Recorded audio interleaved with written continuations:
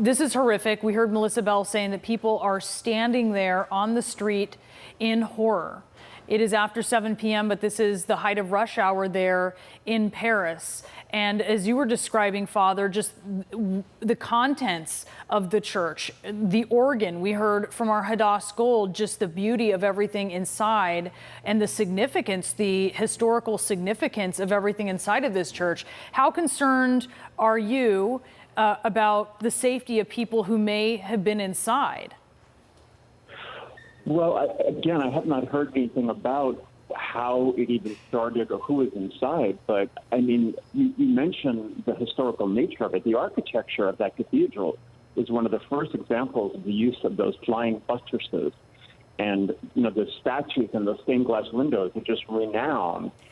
And so I just think for pilgrims and people of faith, the horror is, yes, to see a beautiful building being destroyed, but people have moments of faith.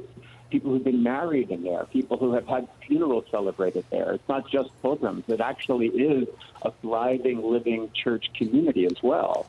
And so I think the horror is added to because it has this otherworldly divine significance for people. And, you know, as recently as, I believe it was 1991, there was a restoration program. And that continued, and they continued cleaning it. And in 2014, the lighting was updated. So it's been a project over all of these centuries to keep the beauty of that cathedral and try to restore its beauty when it started to, in some way, fade. And yet now to see this is just unbelievable. All right, Father Beck, if you can stand by for me, I do want to reset what we are seeing here at the top of the hour. It is 8 p.m. in Paris, and it's a beautiful, warm day in Paris, and you are looking at the Cathedral of Notre Dame aflame. And this is, at this point, the damage is catastrophic. There is yellow smoke and gray smoke, and in some parts, black smoke pouring from the ceiling of this cathedral as a fire engulfs it and continues to burn unabated. You have the fire department that is responding. There are fire boats on the Seine, but at this point, any efforts, if they've been able to undertake them, certainly with the structural challenges of this iconic building, have been completely ineffective, I should say, as we are watching this fire burn. You can see, I want to bring in Jim Bitterman. From where we're looking right now, we're getting an especially good view of the scaffolding that you were talking about. So the church has been under construction. And at this point, we don't know what the cause of this fire is, but this is an outstanding question if this may have something to do with this catastrophe that we're seeing, Jim.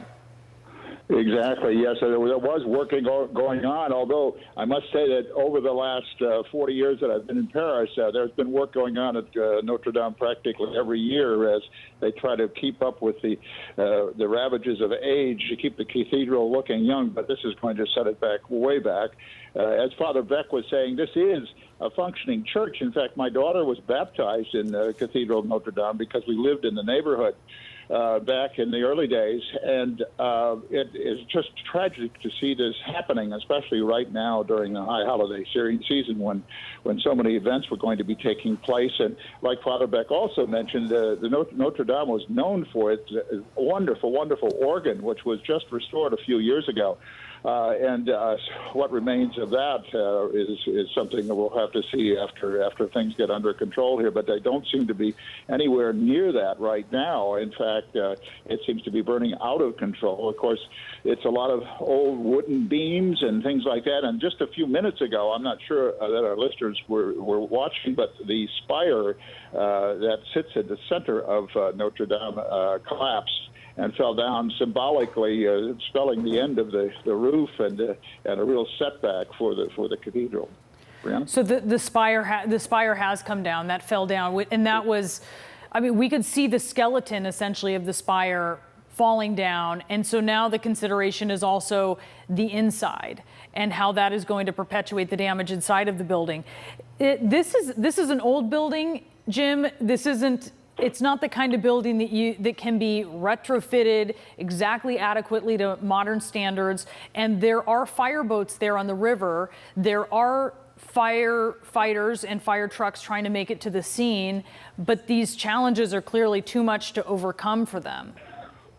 Well, exactly. I mean, it sits in a parvis, as they call it. It's a wide open space all around the cathedral, and in one sense, you could probably get fire trucks fairly close. But getting to where this fire is, the fire appears to be in the center of the building, so getting there would require a rather large, rather tall extension arm of a fire truck to get up that high and to get anywhere near the flames. And I suspect they're probably going at it from the inside as well. But it's still just a very difficult place to get to. And I think we can see that from the pictures that are coming out that this is something that the firemen are having access problems just getting to the fire and getting water onto the fire. So it's something that looks like it's going to burn for some time here.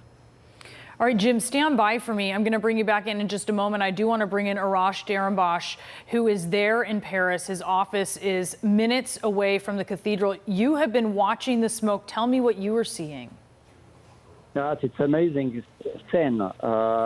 Everybody's crying, and it's very sad because Notre Dame de Paris is the symbol of Paris and the symbol of France. This church, for us, for everybody, is the symbol of freedom, the symbol of fraternity, the symbol of Victor Hugo, the literature of France. And we are so sad because nobody can do something. This is a very amazing thing that we are seeing everybody. And so as you watch, Arash, you said it seems that nothing can be done here. You hear the sirens, right? I mean, you're hearing the fire department respond, and yet they don't seem to be able at this point to intervene.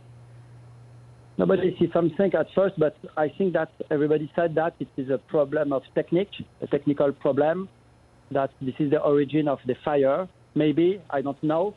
But we are afraid because, because of the attempt in France 3 years ago, we are so paranoid now, and we don't know about the immediate important today, right now, is to stop this fire, because this is the symbol of France, and we have to do something immediately. And the President of France, Emmanuel Macron, stopped his speech tonight, because this is a very most important situation for us, for the French people. That's right. The French president had an address, and he is delaying that in light of this, which just shows you how significant the damage to this national treasure it is going to be. And so, Arash, is Paris stopped essentially just talking about this and watching this? You must be able to see this from all over the city. Everybody is afraid right now because of this situation, because we don't know exactly what happened. The first security is coming, the fire persons are coming immediately to do the best work. I and everybody hope that they will stop this fire, because the lots of parts of the church could be maybe a brooch, and we are very sad to see that. Very, very sad, and we are afraid, and frightened. Yes. What are you afraid of? We are afraid because this church is a very important church for us. This is the most important and the symbol of the Church of France, and the security of this place could be very important. But it's amazing that this church could be in fire right like that, because everybody is. It's a surprise for us. I'm sorry, I don't found my words, because we don't understand how it's possible that this church is coming to be in fire because of a technical problem. It's impossible for us. Impossible. And it is impossible as we watch along with you, Arash. Thank you so much for speaking with us from Paris as you see this. What you were seeing right now, this is the Cathedral of Notre Dame. It is on fire. These are pictures from moments ago. You'll see that spire there on the left side of your screen. That has fallen through the roof of the church. That is the side of the front facade that you're seeing on the right side of your church. It's sort of a double towered, for lack of a better architectural word, facade that you can see from the front. And these flames have been coming really from the back roof of the Cathedral of Notre Dame, and they have been moving closer to the facade. We have a description from one of our reporters there on the scene of cinders on fire, small pieces of wood, flammable material actually coming down on people there. Her hair got singed as people started to move away, because this started as, well, the first pictures that we were seeing coming in, you could see smoke coming from the Cathedral of Notre Dame. Then there were visible flames, and then it just became fully engulfed through the roof. You can see there's scaffolding there. This is the area where the spire once stood. It has since crashed through the roof of the Cathedral of Notre Dame, this iconic building, this icon of Gothic architecture, this very important building and structure to Paris, to the Catholic Church. This is a church community. This is a historic building, and this is something of such national significance